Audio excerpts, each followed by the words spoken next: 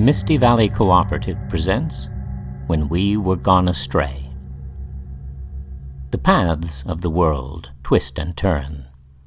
They divide and converge, taking you to unexpected places. Welcome to the haunted town of Assembly, and to the strange lands around it. The days are growing shorter, and the nights are chill. So put another log on the fire. Find a comfortable chair. Sit back. Relax. Listen.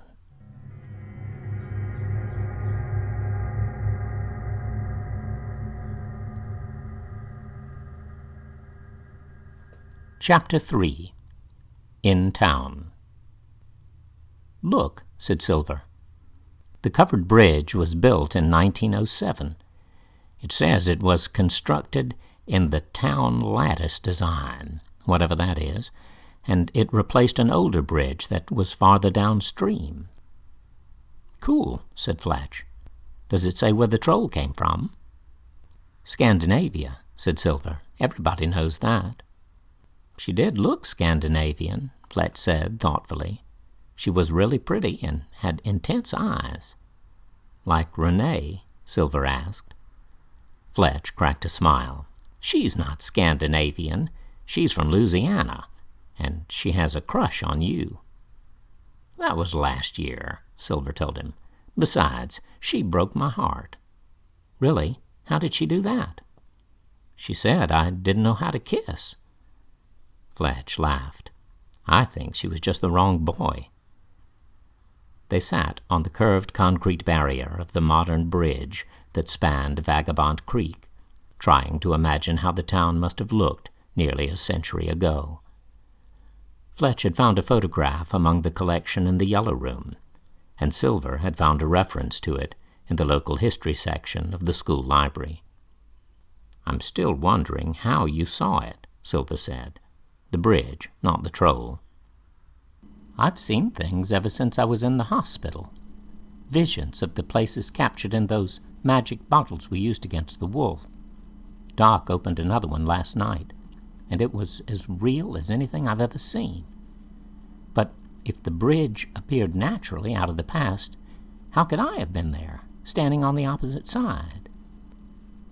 Silver considered his question. "Are you sure it was you? Did you see yourself clearly?" Fletch shrugged. "Not really clearly, no, but I'm pretty sure. Besides, it happened before that time when I ended up in the attic. Only this time we spoke." He kicked his heels against the side of the concrete parapet. "I think there's another me out there in some other dimension, and we've started crossing paths. Like the forked ways, only instead of forking, the ways are coming together." Silver nodded. "Maybe you made it happen, by accident. Maybe it even has something to do with the wolf." He hesitated. "It scares me, knowing that thing's inside you." "It isn't like that, really," Fletch assured him. "I mean, it's not as if we're fighting over my soul. But I think the wolf can move more easily than we can, and through different kinds of places. I don't understand it enough to explain. I couldn't cross the covered bridge, but I'm pretty sure the wolf could." "What if he had taken you, Fletch? Where would you be?" Fletch shivered. He didn't reply. "Sorry," said Silver. "I could just tell something was the matter. You seemed anxious today at school, and I know you're worried about things." Fletch slid down off the parapet onto the bridge and turned to look at Silver. "I'm not worried when I'm with you," he told him. "You make everything okay." He glanced up the street and stepped back to let a rusty truck pass along the bridge. The driver, a white man in overalls, lifted his hand as they passed. Fletch recognized Cap Harbor from the co-op and nodded a brief greeting. "I just remembered. I'm supposed to pick up milk from the co-op on the way home. Do you want anything?"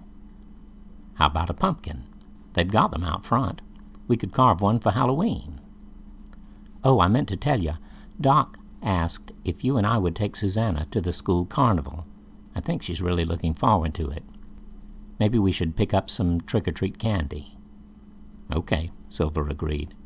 "But before we go, I want to climb down to the stream. You and Doc might have missed something last night in the dark." "Like what?"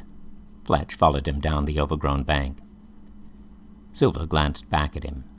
"Trolls have holes." Piles of rubble formed the slope from the abutment to the water. Most of it was broken concrete, but there were many stones which had probably been part of the original foundation. Repeated flooding had littered the area with mud and branches. It didn't take Silver long to find the smoothed path leading up to the underside of the bridge. The path led to a little hollow in the corner of a fragment of stone wall. It looked like the den of an animal, but on the slab just beneath the deck of the bridge, they found flowers in vases made of soft drink bottles, along with heaps of coins and strings of gems. "She's real," Fletch said softly. "I wonder who she could be." Louise Harbor had decorated the glass doors of the Assembly Cooperative with cardboard cutouts of witches and black cats. Pyramids of pumpkins flanked the entrance. "Y'all are just in time," she told them, as Silver pushed the pumpkin they had selected onto the countertop. "In time for what?" he asked. "Carla Wills found a box of books while they were cleaning out the loft of the bait shop. She and Dwight have already sorted through them, and these are the donations." With her foot, she skidded a cardboard box around the corner of the counter. Silver bent down and gave a low whistle. Fletch looked over his shoulder. "Good stuff?" Silver handed him a paperback by Andrea Norton. "It's science fiction. Most of them are pretty old. And some spooky comics. Unexpected, House of Mystery." "I reckon you boys are too old for comic books."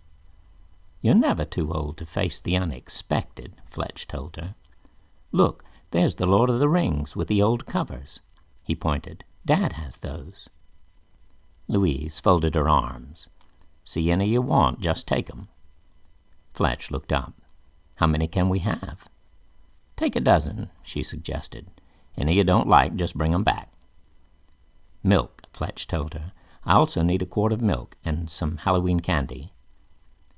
Louise put the milk, candy, and books into brown paper sacks and handed them to Fletch. Silver picked up the pumpkin. "Is Cap doing the hayride at the carnival?" She shook her head. "Josh Avery's going to hitch up the tractor to one of those long wagons and drive through Brazelton." She eyed Fletch. "Tell your daddy to pray for those kids." Callie Nelms came from the back of the store. "Thanks for the apples," she said to Silver. "I didn't know you guys grew wine saps." "I thought they were Baldwins," Silver said. "Anyway, they're good. My mother said to be sure and thank you for the banana bread, but I just sent the message through Susanna. She said she wanted to be green all day." "That orchard behind Fletch's house is all wine saps," Louise put in. "If y'all would bush hog that place and keep it up, we could carry them in the store. How many trees are back there, anyway, do you know?" Fletch shook his head. "A lot of them, maybe 50. "Cap could do it, only he's superstitious." "About what?" Callie asked her. "Ah, you know, that place always had a reputation." "What?" Fletch asked her. "Is it the well?" He felt a slight chill, remembering the moss-covered stones and rotten boards. Louise turned and climbed the stepladder to place some items on one of the higher shelves. "I expect so. Someone drowned, they say, a long time back. They had to fill in the well." "But it's not filled in," Fletch told her. "There's water, at least the last time I looked." "Really? I must have misremembered." Silver gave Fletch a questioning glance, but Fletch only shrugged. "I'll ask Dad about cleaning up the orchard if you want," he said to Louise. "Maybe Josh could do it. He's got a bush hog." "Well, don't trouble him about it. I suppose he was a boy the last time anyone bothered with that place." Silver had left his truck at the pastorium, so they carried the bags home through the common garden. As they passed along the rows of brown cornstalks, Fletch studied the ground, trying to find a trace of his footprints. Had he really been roaming around out here in his pajamas? The memory felt surreal. "I know you never did like that well," Silver ventured, "but you never told me why." "I thought I saw something once, a couple of years ago when I was here on a visit. I'd gone out there just to poke around, and I lifted up the cover and looked in. I thought I saw a dead face down at the bottom of the well. That place creeps me out." Silver shifted the pumpkin from his shoulder to the top of his head. "You see dead faces and lost bridges and naked troll girls, and you talk to reflections of yourself. I never see anything. You need to learn to share." "You're the one who found the troll cave. Susanna keeps giving her presents, but she seems a little afraid of her." "I'm worried about her," said Silver, "whoever she is. I guess she could just be a girl from town, but maybe she's homeless or a runaway. Nobody should be sleeping under a bridge, and the nights are cold now."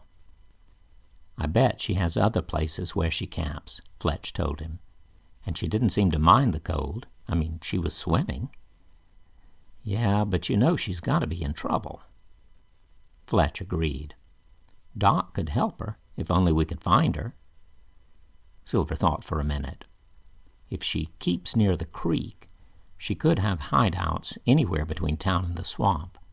And if she comes back along this side of the ridge, there are all those deep inlets around Moon Lake. That's a lot of territory to hide a campsite.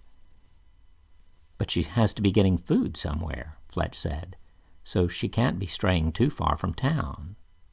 He stopped suddenly. "I know what we can do. We can at least put a blanket at her place under the bridge. Maybe we could leave things the way Susanna does, food and some clothes."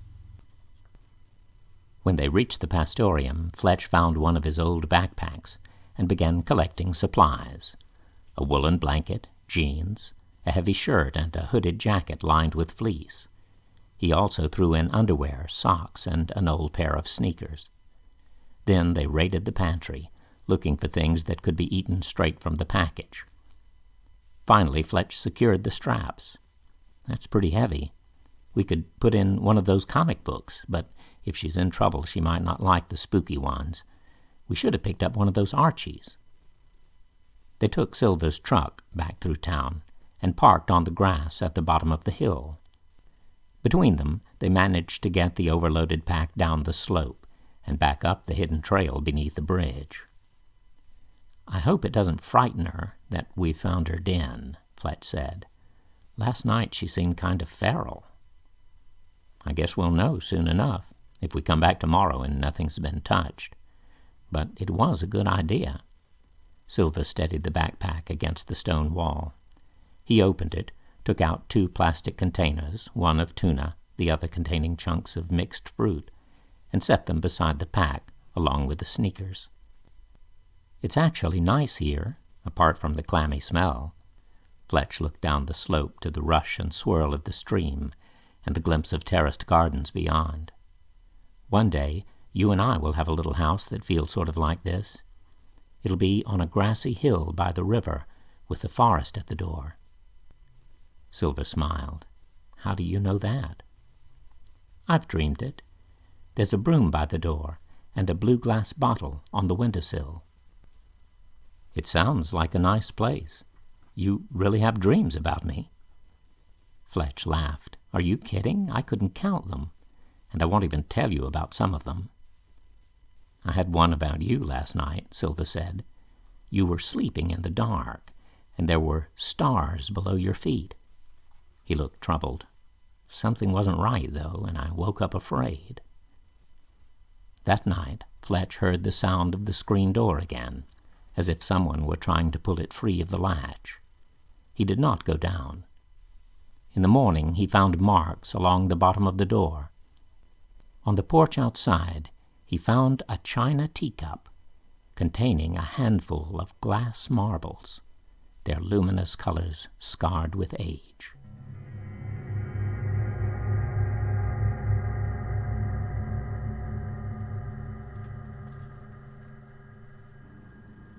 A World of Good. Betsy Weathers accepted the slice of key lime pie from Carla Wills. "I'm not familiar with Frigid Pink," she said, "but I listened to it. I think Dwight will like it." She seated herself on one of the cane chairs at the small laminate table. Carla came and sat across from her. They had the bait shop to themselves. "He likes them.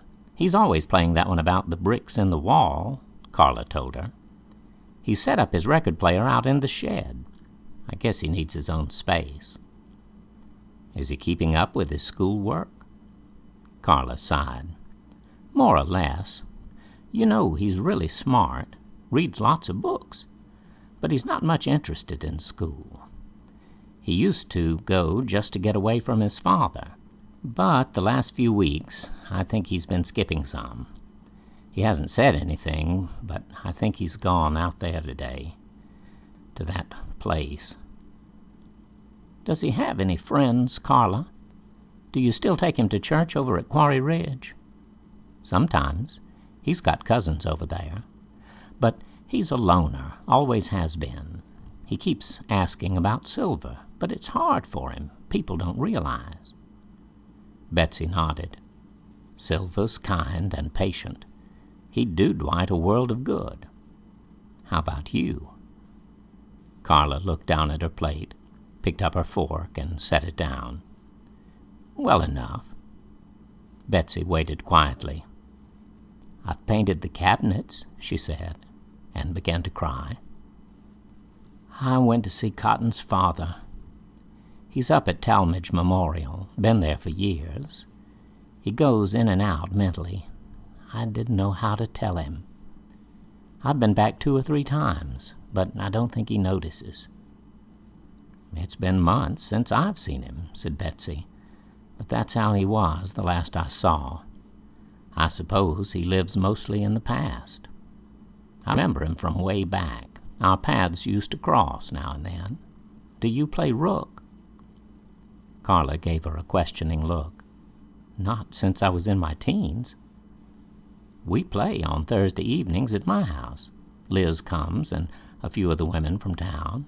You'd be welcome." "Liz calls me now and then," Carla told her. "We went up to Daddo's for lunch just a week ago." Betsy gave a hint of a smile. "She's the one who asked me to invite you, though I probably would have thought of it soon enough on my own." "Thank you, Betsy. I'll come." She stood up. "I just thought, surely you didn't walk all this way?" "Josh dropped me off. He was on his way to Candler to talk to somebody up at the quarry, but I thought I'd walk back." "Let me carry you," Carla insisted. "There's no business anyway, just folks pulling in for gas or loading up on beer and potato chips. Besides, I'm my own boss now."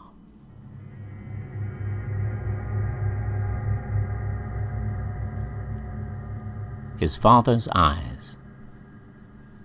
Dwight Wills was sure he would be able to find his way to Narodoc, the pit of hot mud on the island of high ground in the middle of the swamp.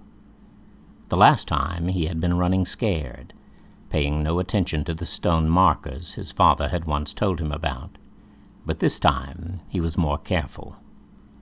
He had started out from the old wagon ford and followed the stream until it broadened out in the valley. Then he located the first of the rough granite posts, which rose here and there among the clumps of reeds, marking the line of a crooked path. Many false paths led in other directions, but most of them didn't go very far. Those that did could be dangerous, he knew, because it was easy to become disoriented. The swamp was extensive and had seldom been frequented by anyone other than Cotton Wills. The path led to a structure built of stone. A temple, his father had called it, an ancient place of evil magic. Dwight wasn't sure he believed in magic, though his father certainly had. He knew that Cotton had done his best to summon an ancient demon, which was supposed to haunt the valley, and he didn't doubt that his father's acts had resulted in his death. Something had been nagging at Dwight's memory, and it had finally driven him to search for the path. He found the swamp an interesting place, filled with life and movement. Water birds stalked among the rushes, seeking the small fish which swam in the deeper pools. This late in the year there were no snakes or snapping turtles on the slopes of mud, but he noticed the tracks of a raccoon along the path, and as he bent to look at them, he saw the print of a boot. Someone had been here, and very recently. As the wooded hill drew nearer, Dwight recognized the low, stunted trees which ringed the temple. The place was quiet, but the quietness had a hushed, expectant quality. He approached cautiously, though he was reasonably sure he was alone. The area around it was cluttered with trash left by his father. Plastic 5-gallon buckets caked with dried mud, garbage bags filled with rubbish. The stink of the place was less overwhelming than it had been in September, though desiccated flesh still clung to the animal bones piled in a heap outside.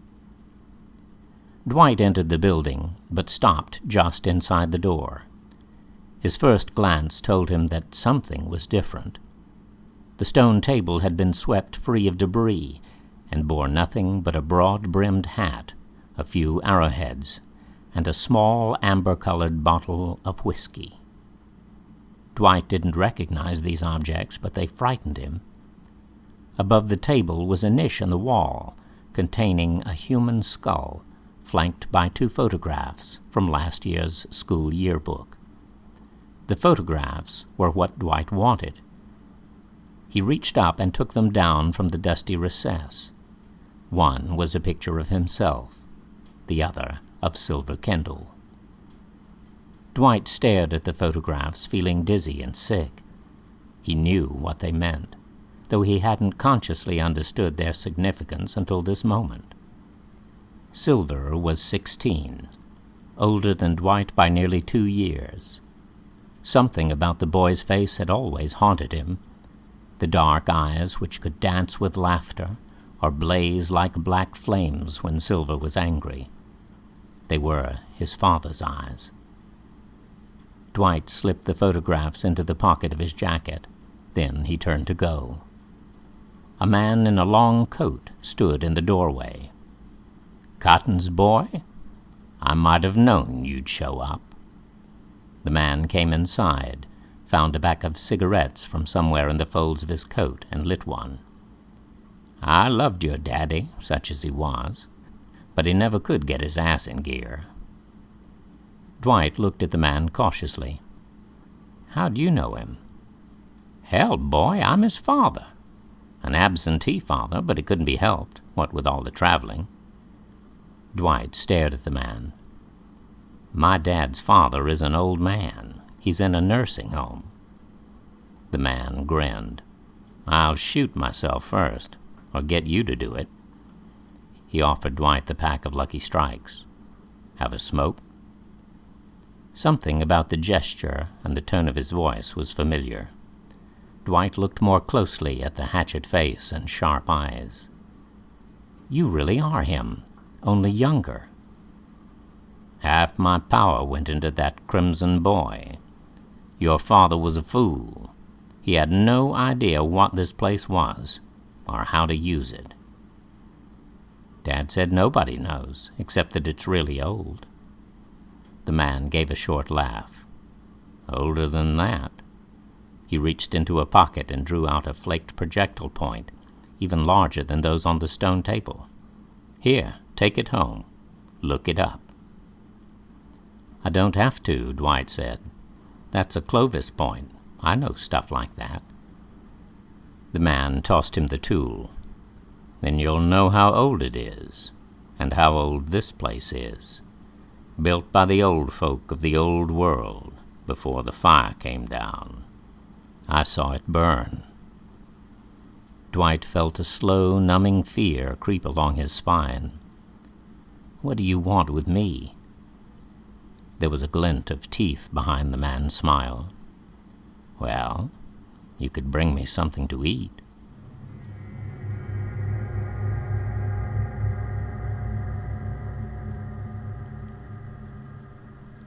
When We Were Gone Astray is produced by Misty Valley Cooperative. It is the second book of The Forked Ways. The text and audiobook are copyright 2020 by Beau Farr, all rights reserved.